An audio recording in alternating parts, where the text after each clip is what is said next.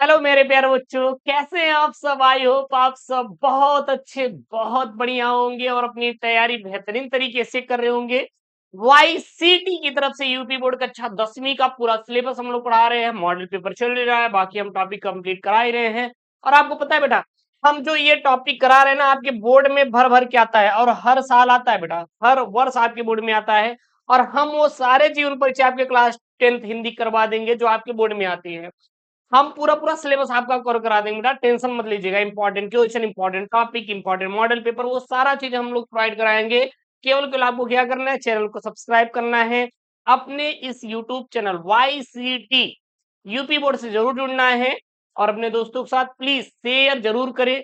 किसी प्रकार की कोई दिक्कत हो तो आप लोग कमेंट बॉक्स में मेंशन कर दीजिएगा, क्योंकि हम लोग रिप्लाई देते हैं और वो जो आपका प्रॉब्लम्स है उसको दूर करते हैं। देखिए बेटा, जो जीवन परिचय होता है क्लास 10 का ना, बहुत छोटा टॉपिक होता है। अब समझ लीजिए कि केवल 60 से 70 शब्द लिख के आप आसानी से 3 नंबर ला सकते हैं, ज्यादा नहीं। केवल 6-7 लाइन लिख देंगे और 1-2 कृतियां लिख देंगे, इतने में आपका बेटा 3 नंबर हो जाएगा।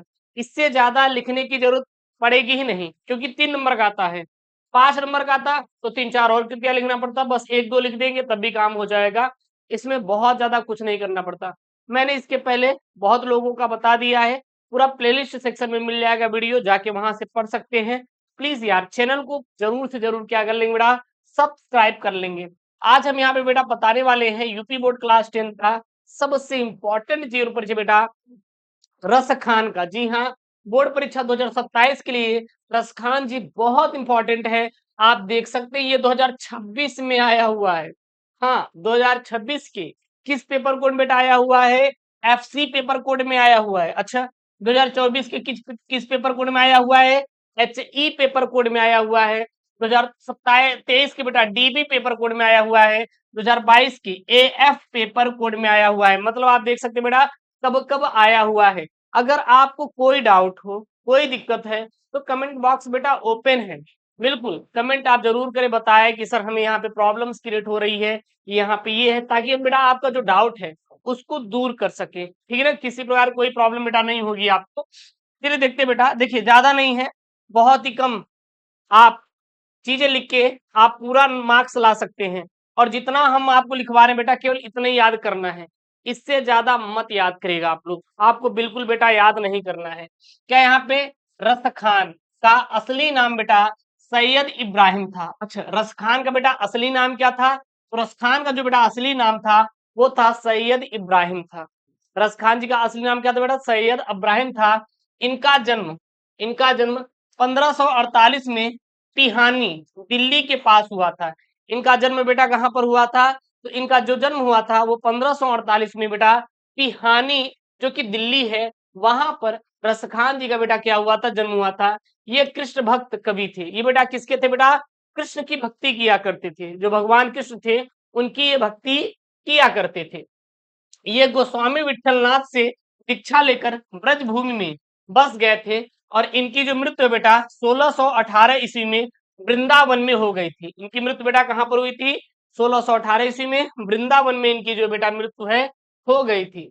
महाकवि रसखान की महावन जिला मथुरा में स्थित समाधि स्थल भी है। रसखान जी की बेटा जो समाधि स्थल है, मतलब इनके मृत्यु के बाद उनको कहाँ दफनाया गया, जहां पर दफनाया जाता बेटा उसको समाधि स्थल कहते हैं।